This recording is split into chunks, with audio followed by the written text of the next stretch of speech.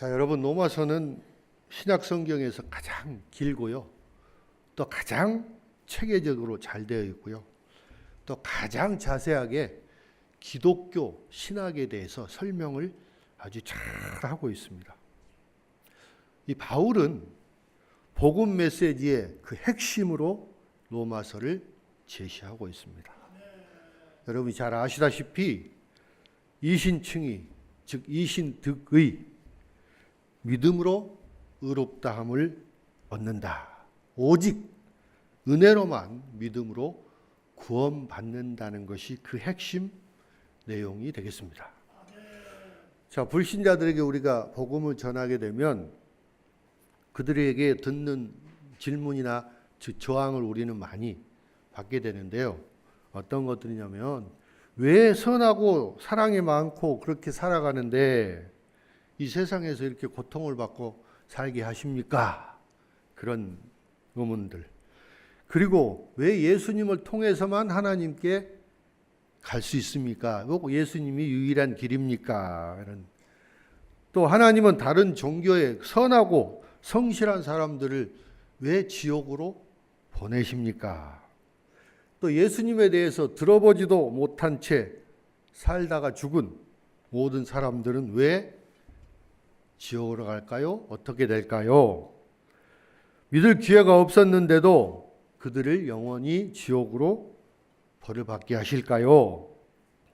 과연 그렇다면 이것이 하나님의 공평하신 일입니까? 이러한 질문들 같습니다. 그리고 성경에 있는 오류나 모순은 어떻게 할까요? 과학과 성경의 모순들은 어떻게 할까요? 창조론이냐 진화론이냐 어떤 게 맞습니까? 이런 막 복잡한 질문들, 이런 저항에 많이 우리가 부딪히게 됩니다. 여러분, 오늘 본문은 로마서를 가장 잘 해석하고 있는 부분이고, 이 로마서를 잘 해석하시는 마틴 로이드 존스 목사님이라든지 또 존 파이퍼 목사님, 또 철로역정을 쓴 존 번연도 오늘 본문이 로마서에서 가장 어려운 부분이다. 성경 전체에서 가장 어려운 부분이라고 이렇게 말을 하고 있습니다. 자, 저는 오늘 말씀의 주제를 하나님의 신탁이라고 붙여봤습니다. 자, 신탁이란 말은 우리가 은행에 돈이나 재산, 부동산을 맡기는 신탁도 있지만 그 신탁이 아니고요. 이 하나님의 신탁의 그 신탁은 하나님 신자, 신신자죠. 부탁할 탁자를 써서 하나님이 사람을 통해서 뜻을 나타내거나 또는 인간의 질문에 응답하는 종교적인 행위를 신탁이라고 합니다. 네. 그래서 이 신탁을 우리는 굉장히 소중히 생각을 해야 되는데, 저 오늘 이제 뒤에서 쭉 말씀을 이어가겠습니다만, 유대인들의 가장 축복받는 것이 바로 하나님의 신탁, 즉 말씀을 그들이 받았다는 겁니다. 예. 그래서 그런지는 모르지만 유대인들이 교만하고 아주 상당히 하나님 말씀을, 그 귀한 말씀을 잘 믿지도 않고, 심지어 하나님도 잘 믿지 않고 예수님은 더더군다나 믿지 않는 그런 상태로 전락을 하고 말았습니다. 그들은 육체적인 혈통이나 유산 때문에 하나님이 그들을 편애하지 않으신다는 것을 그들은 분명히 바울을 통해서 알고 있습니다. 2장 11절 말씀에 무슨 말씀이 있냐면, 여러분 아시다시피 하나님께서는 외모로 사람을 취하지 아니하신다. 혈통이나 어떤 유산, 민족, 나라 이런 걸로 사람을 취하지 않는다는 것, 편애하지 않으신다는 것, 하나님은 공평하시다는 겁니다. 유대인이나 그러니까 헬라인이나 이방인이나 똑같이 공평하게 대하신다는 것입니다.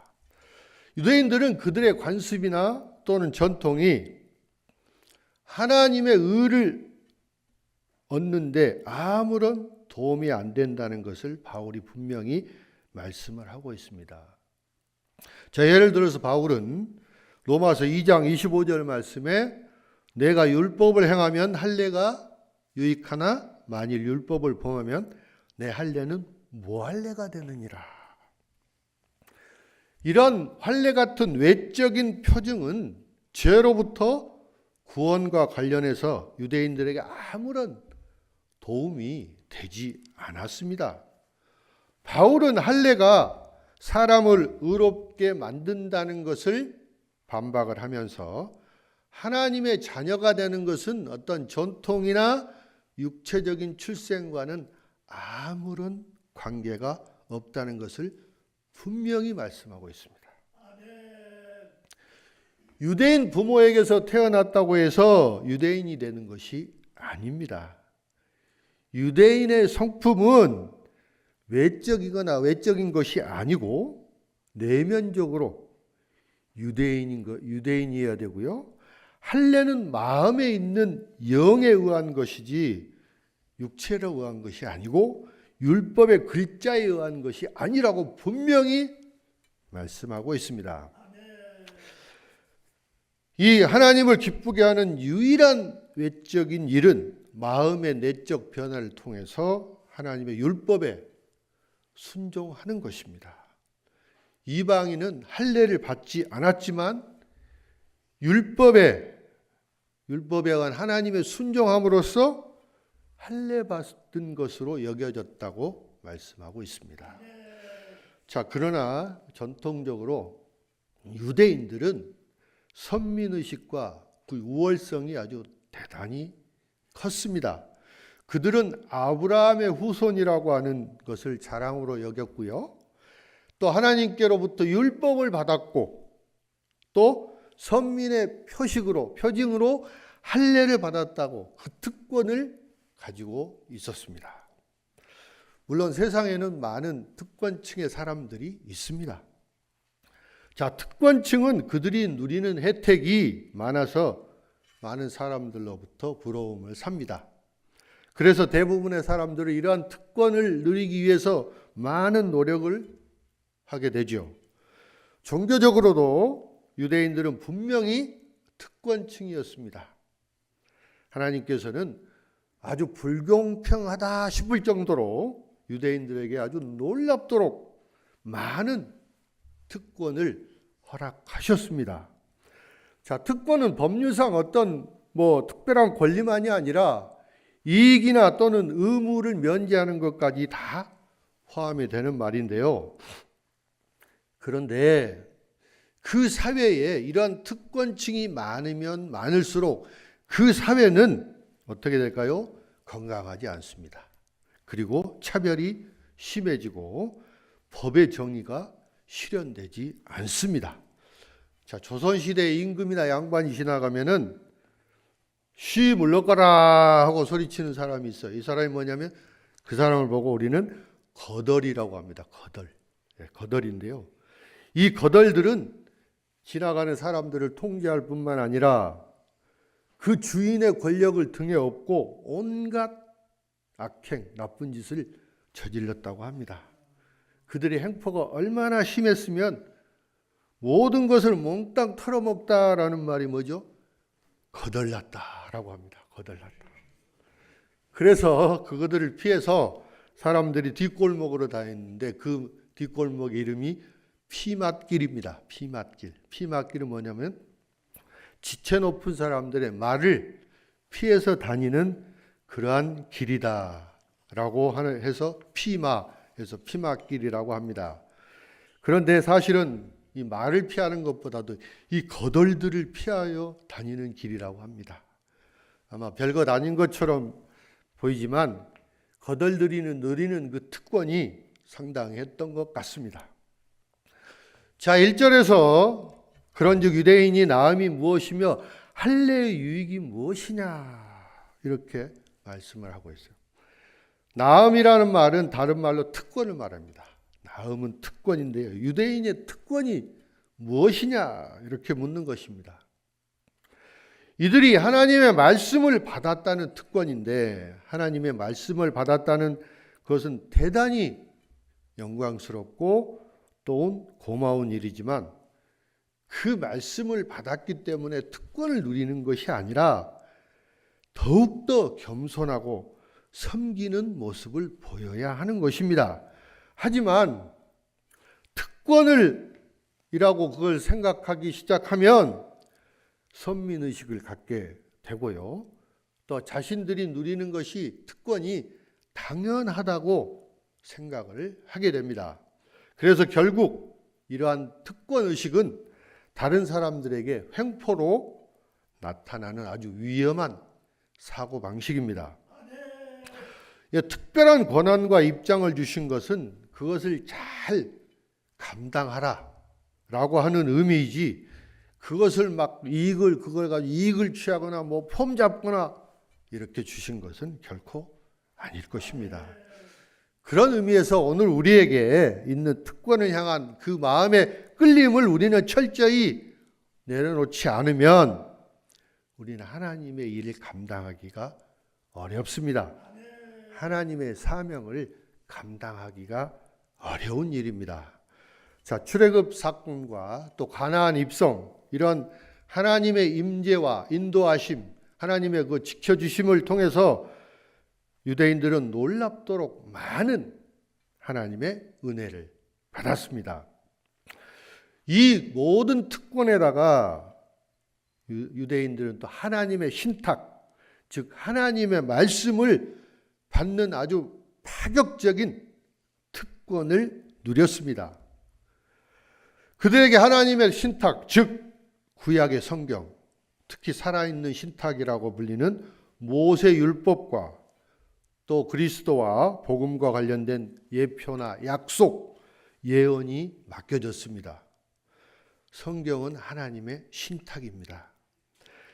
그것은 신성한 하나님의 계시이고 하늘에서 왔고 틀림없는 진리이며, 또한 그 신탁으로서 영원한 결과를, 영원한 약속을 우리에게 보장해 주시는 것입니다.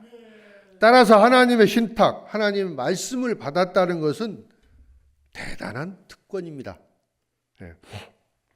하나님께서 말씀을 통해서 인생의 생사화복을 길을 다 알려주셨습니다. 따라서 이스라엘이 하나님의 말씀대로 살면 모두가 복을 받고 영생을 얻을 수 있었습니다. 하나님께서 주신 말씀의 핵심은 하나님을 믿고 하나님 말씀에 순종하며 살라는 것이었습니다. 그러나 이스라엘은 이 하나님의 말씀을 받아서 맡았지만 그 말씀을 주신 하나님을 믿지 않았습니다. 물론 말씀도 믿지 않았습니다. 더군다나 말씀에 순종하지도 않았습니다. 자, 이런 측면에서 보면 유대인들은 이방인보다 나을 것이 하나도 없습니다. 왜냐하면 하나님께서는 유대인과 이방인 모두 그리스도 예수 안에서 사람들의 그 은밀한 것을 심판하신다고 하셨기 때문입니다. 자, 오늘 본문 3장 1절에서 8절 말씀에서는 바울이 누군가 논쟁을 하고 있습니다. 아마 이 공예회의에서 아마 어떤 유대인 상대방과 격렬한 논쟁을 벌이고 있는 것 같습니다. 이 논쟁을 벌이는 바로 이제 주제가 바로 유대인들의 특권, 여기에 대한 문제인데요. 유대인들은 자기들의 그 특권, 받은 특권과 하나님과의 관계를 자꾸 결부시켜서 자기들은 어떤 죄를 짓고 어떤 말씀을 거역해도 구원받고 특권을 누리는 그런 선민의식을 가지고 있는 아주 교만한 그런 태도를 보이고 있습니다. 그리고 이들은 더군다나 그 당시에 바울 사도가 활동하던 당시에 이 궤변론자들, 소피스트라고 하는 이 궤변론자들이 굉장히 많이 행하고 있었는데요. 이들의 영향을 또 굉장히 많이 받은 것 같아요. 그래서 말로는 절대로 지지 않습니다. 궤변론자들이 하는 것들 중에 뭐가 있냐면 어떤 사람이 소를 훔쳤어요. 그래서 이제 잡혀가 왜 너는 남의 소를 훔쳤느냐 했더니 이 사람 하는 말이 뭐냐면 길을 가는데 쓸만한 노끈이 하나 있어서 그냥 집어서 집으로 가져왔다는 거예요. 거기에 소가 딸려왔다는 거죠. 네, 이 궤변론자들. 그리고 모든 사람은 죽는다. 고양이도 결국 죽는다. 그러므로 고양이는 사람이다. 이런 궤변이 이게 말이 되는 겁니까? 이런 궤변론자들의 영향을 받아서 유대인들이 하나님과 자기들의 선민의식, 특권의식을 결부시켜서 자꾸 바울하고 논쟁을 하고 있는 겁니다. 자, 유대인들이 그래서 이때 아주 커다란 딜레마에 빠지게 되는데 첫 번째가 뭐냐면 3장 1절만 유대인의 나음이 무엇이며 할례 유익이 무엇입니까? 이렇게 물어보는 거예요. 아니 하나님으로부터 할례와 율법을 우리가 받았는데 우리에게 아무 유익이 없습니까? 아무 이익이 없다는 말입니까? 이렇게 반문을 하는 것이죠. 자, 바울은 이방인이 메시아를 믿는 믿음으로 유대인이 될 수 있고 유대인이 실제로 유대인이 아닐 수도 있다고 유대인과 헬라인 이방인을 구별하지 않았습니다. 이방인이 메시아를 믿는 믿음으로 유대인이 될 수 있다면 유대인이 되는데 무슨 유익이 있겠습니까? 이렇게 따지는 거예요. 유대인은 우리도 율법을 가졌고 할례를 받았는데 왜 유익이 없습니까? 이런 따지는 겁니다. 바울이 대답을 하죠. 우선은 그들이 하나님 말씀을 맡은 건 맞다. 이 첫 번째 가장 중요한 게 이거다. 그리고 그 이후에 너희들이 가진 게 너무나 많다. 너무나 많다. 9장 4절과 5절에 한번 보겠습니다. 같이 한번 읽을까요? 그들은 이스라엘 사람이라 그들에게는 양자됨과 예배와 약속들이 있고 조상들도 그들의 것이요 육신으로 하면 그리스도가 그들에게서 나셨으니 만물 위에 계셔서 세세의 찬양을 받으실 하나님이시라. 아멘. 얼마나 많은 특권을 받았습니까? 양자가 됐고요. 영광과 언약과 율법과 예배와 약속과 조상과 그리스도가 그들에서 또 나셨고 세세에 하나님께 찬양을 드릴 수 있는 영광을 그들은 다 받았습니다. 아까 말씀드린 대로 불공평하리만큼 많은 특권을 그들은 받았어요. 근데 바울이 얘기하고자 한 것은 특권을 얘기하는 게 아닙니다. 그 특권을 가졌으면 그 특권에 대한 책임을 가져라는 겁니다.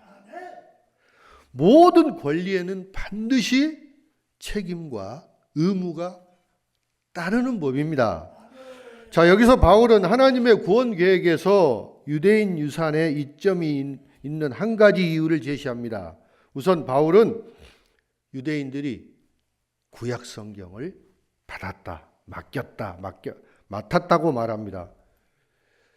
자, 이 39권의 구약 성경의 이 신성한 하나님의 그 영감을 받은 기록이 유대인들에게 맡겨졌습니다. 물론 그들이 그 하나님의 말씀을 받아서 그들의 문자로 잘 보관했고 지금까지 오늘날까지 잘 보관한 건 잘한 일입니다. 칭찬받아 마땅할 일입니다. 그런데 그 성경 책만 받았지 하나님도 믿지 않고 예수님도 믿지 않고 말씀에 순종하지도 않고 온갖 죄와 이런 죄악 가운데 살아왔다는 겁니다. 이것이 그들에게 책임이나 의무가 아무것도 그들은 지키지 않았다는 겁니다. 모든 유대인들은 하나님의 계획에 있어서 그들의 위치 때문에 하나님 앞에서 우리는 옳아야 되고 항상 옳아야 되고 우리는 심판을 받으면 안 된다. 이렇게 생각을 하는 겁니다.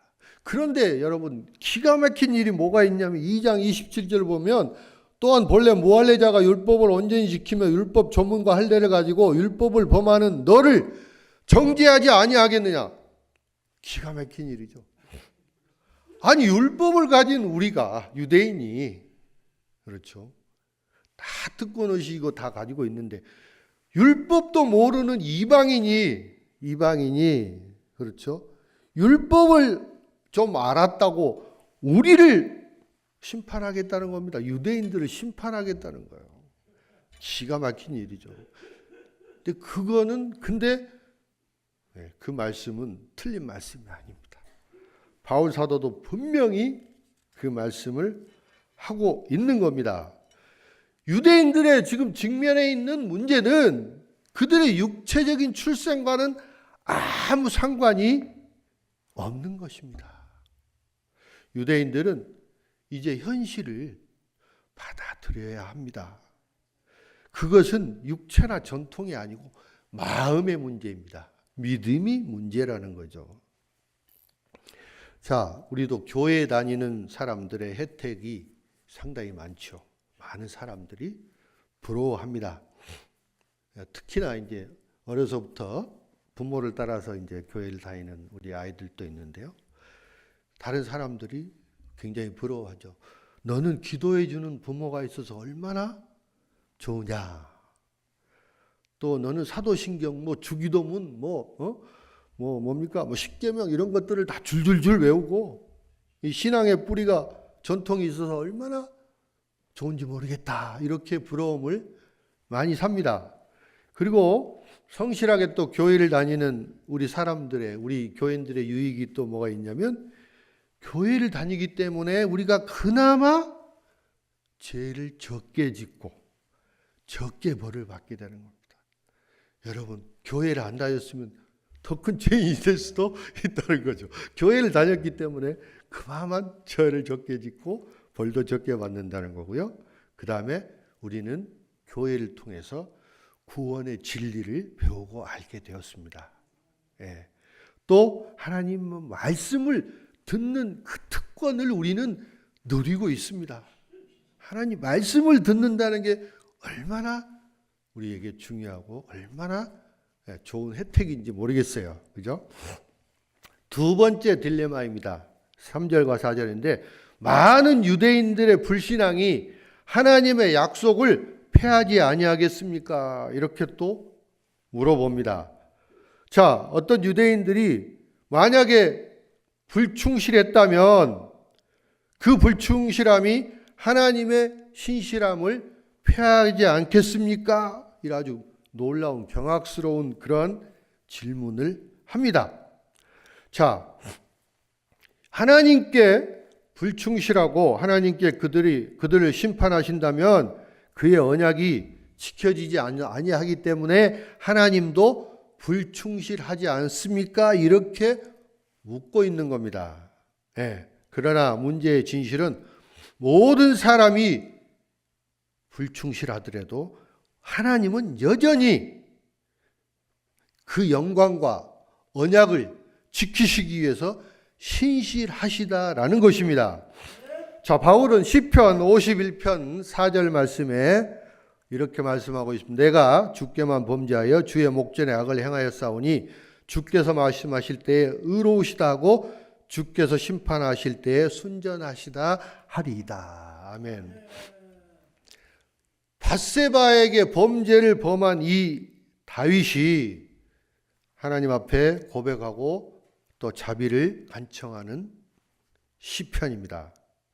선지자 나단이 다윗에게 그의 죄를 얘기하고 그 결과에 대해서 말씀을 하고 하나님은 정당하시다. 하나님은 누구에게나 똑같이 공의롭게 심판하시는 분이시다. 라고 얘기를 하자 바울이 거기에서 회개를 하고 하나님의 그 공평하심과 하나님의 정당하심을 인정을 하는 시입니다. 그리고 바울은 죽을 죄를 지었지만 하나님은 그의 생명을 살려주셨습니다. 그러나 다윗에게 하나님은 너에게는 분명히 심판이 있을 것이라고 선고를 하십니다. 이때 다윗은 하나님의 심판은 전적으로 옳고 저는 전적으로 나쁘고 틀렸고 하나님 앞에서 나는 죄인입니다. 이렇게 회개하고 고백을 하게 되는 것입니다.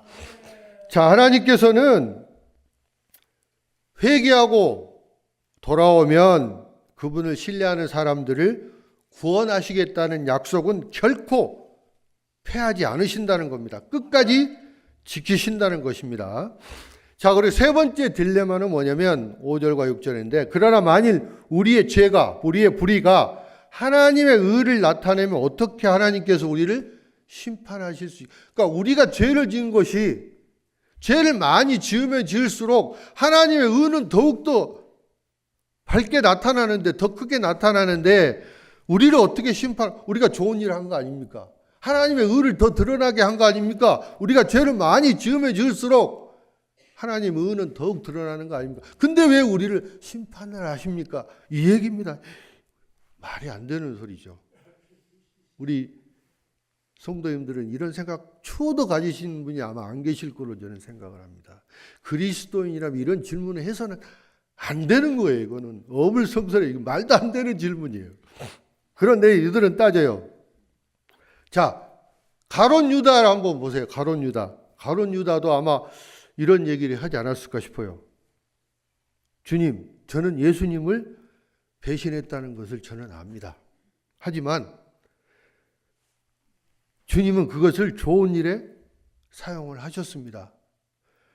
사실 제가 그 일을 하지 않았다면 예수님은 아마 십자가에 돌아가시지 않았을 겁니다. 제가 한 일이 바로 성경을 이루는 성취하는 일입니다.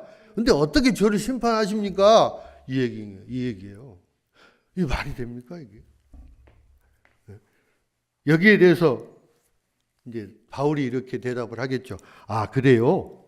하나님께서 당신의 그 사악함을 사용을 하셨지만 그것은 여전히 그 당신의 사악함이고 죄입니다. 당신의 마음에는 선하거나 순수한 동기가 전혀 없습니다. 하나님께서 당신의 사악함에서 선을 이끌어내셨다는 것은 당신에게는 명예가 아닙니다. 당신은 하나님 앞에 영원한 죄인이고 유죄이고 심판을 받습니다. 아마 이렇게 대답을 했을 겁니다. 그래서 5절 말씀에 바울이 답변을 하는데 이 어이없는 질문에 사실 답변할 가치조차도 없는 그런 질문에 5절에 이 가로를 쳐서 성경 말씀에 이런 부분이 별로 없어요. 가로를 쳐서 하는 내가 사람의 말하는 대로 말하노니 이런 조건을 달았어요. 나는 인간적인 방식으로 얘기를 하겠다. 자, 이렇게 바울이 하면서 마지못해서 이 말도 안 되는 질문에 이 말장난에 답변을 하는 겁니다. 그럴 리가 없느니라. 그러면 하나님이 어떻게 세상을 심판할 수 있겠느냐? 자, 이 질문 자체가 얼마나 모순되고 잘못되어 있다는 것을 바울은 여기서 폭로를 하고 있습니다. 네. 자, 하나님은 세상을 심판하실 만큼 의로우실 수 없고 유대인들은 심판하실 만큼 불의할 수 없다는 것입니다. 하나님께서 세상을 심판하는데 의로우시고 세상의 죄가 하나님의 의로움을 확대한다는 이 말.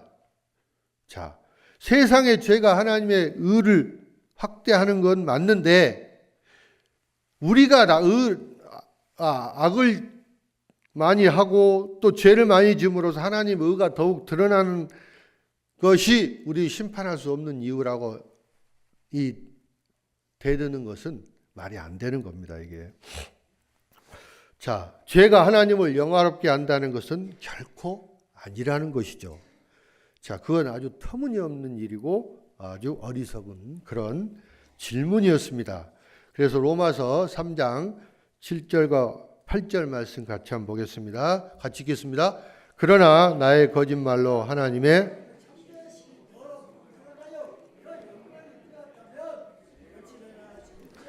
심판을 받으리요. 또는 그러면 선을 이루기 위하여 악을 행하자 하지 않겠느냐.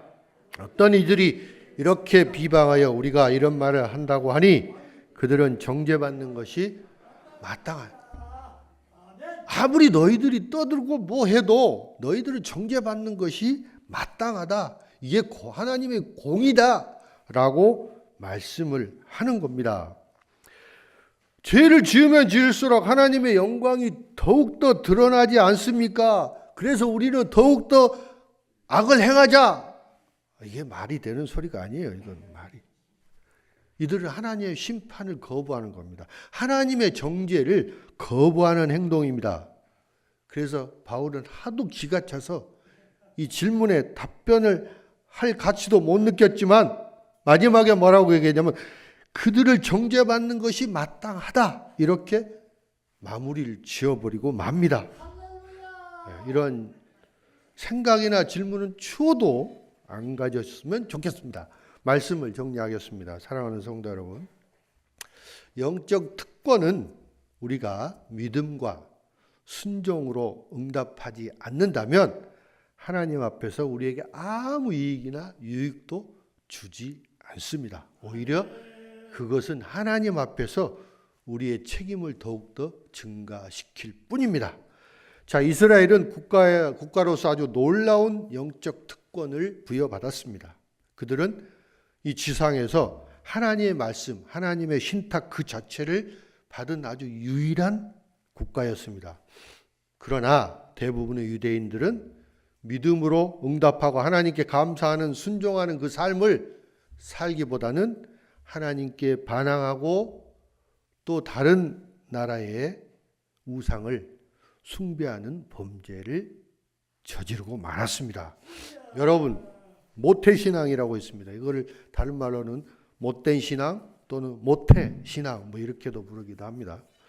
기독교 가정에서 태어나서 어려서부터 부모를 따라서 교회를 다니고 많은 또 하나님 말씀을 듣고 많은 혜택을 많이 누리고 살았어요. 그런데 과연 그들이 끝까지 신앙을 잘 지키고 또 하나님 말씀에 순종하고 또 많은 사람들을 위해서 섬기고 봉사하고 남을 위해 전도하고 말씀을 전하고 이런 삶을 과연 살고 있느냐. 우리 한번 이거는 되돌아봐야 되고 또 우리 자녀들 위해서 우리가 많은 기도를 통해서 혹시 아이들이 교회를 안 나오면 나올 수 있도록 많은 기도가 필요할 때가 아닌가 싶습니다. 요즘 주일학교가 많이 지금 쇠퇴되어 가는 이 시대에 우리가 많은 기도가 다음 세대를 위해서 많은 기도가 필요할 때라고 저는 생각을 합니다. 자, 여러분, 구원은 결코 하나님께서 유산이나 의식, 선행, 우리의 착한 일 또는 다른 어떤 근거로 해서 제공하는 것이 아닙니다. 구원은 오직 믿음으로만, 오직 믿음에 의해서만 가능한 것입니다. 은혜로 구원받은 사람은 진심으로 구세주, 즉 주 예수 그리스도를 섬기고 싶어 할 것입니다. 따라서 여러분, 성도들은 복음을 맡은 자답게 두렵고 떨리는 책임의식을 가져야 됩니다. 그리고 우리에게 그 맡겨진 사명을 잘 감당할 때 우리가 진정, 우리 유대인은 아니지만 이면적, 내면적 유대인으로서 영적 이스라엘 백성으로서 합당한 특권을 누릴 수 있을 것입니다. 또한 거기에 합당한 상급도 분명히 우리는 받아 누릴 수 있을 것입니다. 여러분, 오직 예수 그리스도의 믿음으로 구원받을 수 있다는 확신을 가지고 겸손하게 사명을 잘 감당하는 축복받는 성도들이 다 되시기를 주님의 이름으로 축원합니다.